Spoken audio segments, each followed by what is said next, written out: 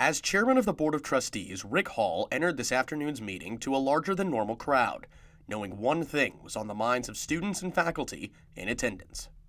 We have reason to believe that the former President Ferguson may have been terminated without cause. Former SGA Vice President Carly Hendershot read a statement at the onset of the meeting condemning the board for their lack of transparency in the wake of former Ball State President Paul Ferguson's resignation.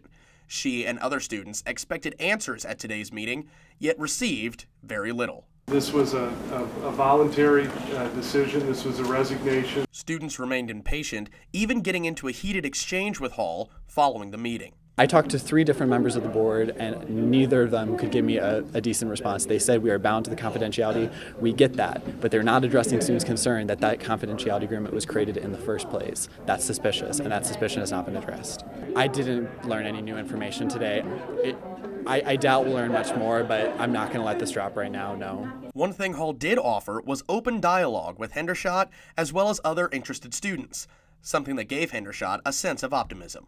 What I think needs to happen is more transparency, and I think having those discussions is just a step to that direction.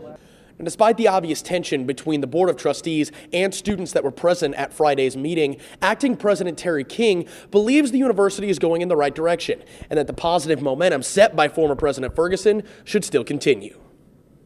I think we were all pleased with the direction of the university and what President Ferguson had done, and now we're willing to continue on. We want to continue on those initiatives to make this university even better. In Muncie, Tony Sandlaben, NewsLink, Indiana.